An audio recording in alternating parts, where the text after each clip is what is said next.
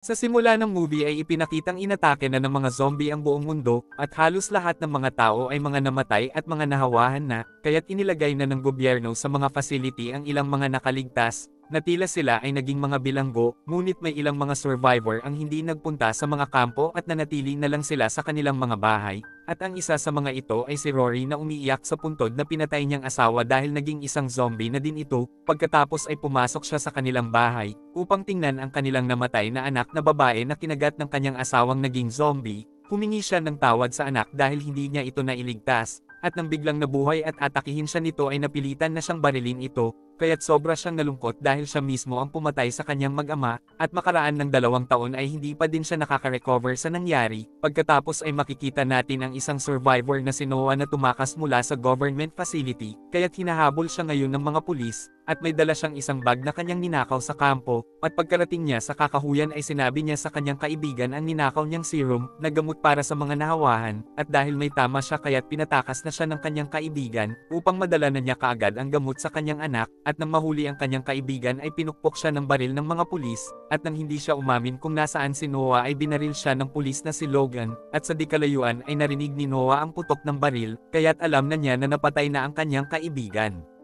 Samantala ay makikita naman natin si Rory na nakaupo sa pampang ng ilog, at nagbabalak siya na bawiin na lang ang kanyang sariling buhay dahil wala naman na ang kanyang pamilya, kaya't itinutok na niya ang baril sa kanyang leeg, ngunit bigla naman niyang nakita ang isang kabayo at nilapitan niya ito, pagkatapos ay nakita niya si Noah na nanghihina na at nawala ng malay dahil sa tama nito ng baril, kaya't isinakay niya si Noah sa kabayo at inuwi niya ito sa kanilang bahay. Pagkatapos ay nakita niya ang vaccine sa bag na ninakaw ni Noah, at natuwa siya ngunit huli naman na ito, dahil napatay na niya ang kanyang mag-ama na naging mga zombie. Pagdating ng kanyang tito Otto ay sinabi niya ang tungkol kay Noah, at nagalit sa kanya ang kanyang tito na malaman nito na tumakas pala si Noah sa facility ng gobyerno, at dahil sa kanyang kagagawan ay maaaring makita din sila kapag hinanap si Noah ng mga pulis, kaya't agad na nilak ng kanyang tito ang pinto, at sinabi nito sa kanya na bukas ay dalhin mo siya sa lugar na malayo dito sa atin, at habang kumakain sila ay sinabi sa kanya ni Otto na pupunta ako ng bayan upang bumili ng CCTV para dito sa ating bahay. Pagkatapos ay pumasok na siya sa kwarto ng kanyang anak, kung saan ay naalala niya na nung araw ng birthday ng kanyang anak, na lumabas ang kanyang asawa upang tumulong sa mga nahawahan, at pag-uwi ng kanyang asawa ay nahawahan na din ito at inatake nito ang kanyang anak, kaya't nang dahil dito ay napilitan na niyang patayin ang kanyang mag-ama.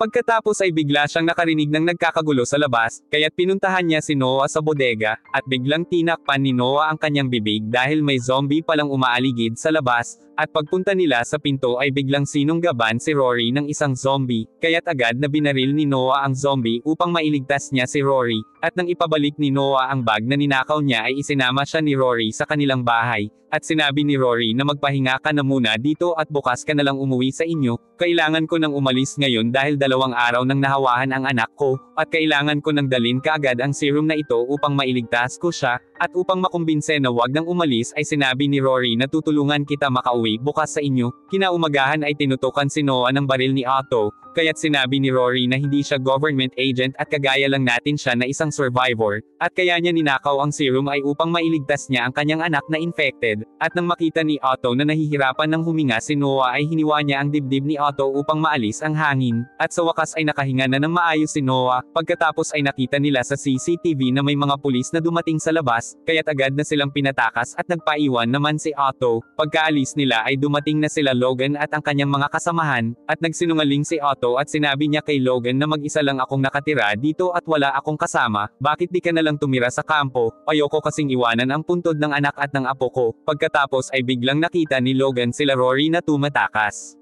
Kaya't pinagbabaril niya ang dalawa, at pinagbabaril din sila ni Otto upang makatakas sila Rory, ngunit tinamaan si Otto ng mga gumanti na kasamahan ni Logan. Pagkatapos ay tinaser siya ni Logan upang masigurado na patay na siya, ngunit nagalit kay Logan ang kanyang babaeng kasamahan dahil sa ginagawa niyang mga pagpatay, kaya't mag-isa na lang hinabol ni Logan sila Rory. Samantala sa kagubatan ay sinabi ni Noah kay Rory na bumalik ka na, hindi na, sasama na lang ako sa bahay niyo, at dahil hindi ko nailigtas ang mag-ama ko, ayoko namang mamatay nang may dinadala sa konsensya ko na hindi kita natulungang iligtas ang anak mo. Pagkatapos ay bigla silang pinagbabaril ni Logan sa di kalayuan nang makita sila nito, at dahil tinamaan na naman si Noah kaya't sinabi niya kay Rory na kunin mo na ang bag at tumakas ka na kaagad. Pagkatakas ni Rory ay hinabol siya ni Logan at naglaban silang dalawa, ngunit nagawa niyang masaksak sa leeg si Logan, at pagkatapos ay tinaser niya ito kaya't sa wakas ay napatay na niya ito. Samantala habang tumatakas si Rory ay inatake siya ng isang zombie sa gitna ng kagubatan, at matindi siyang nakipaglaban dito at nagawa niya itong pagpupukpukin sa ulo ng isang malaking bato, kaya't napatay niya ito.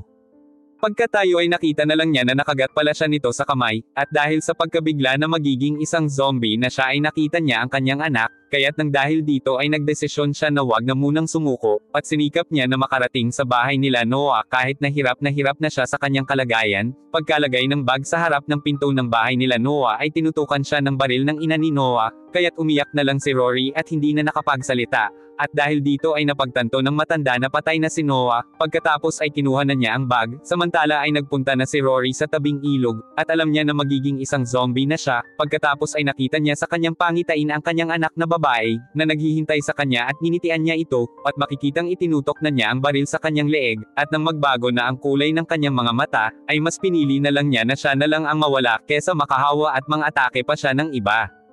At dito na po nagtatapos ang ating movie. Mag-subscribe ka na po Lods para sa magagandang mga movie na katulad nito. Maraming salamat po sa iyong panunood at pagsuporta. Ingat po palagi Lods. God bless.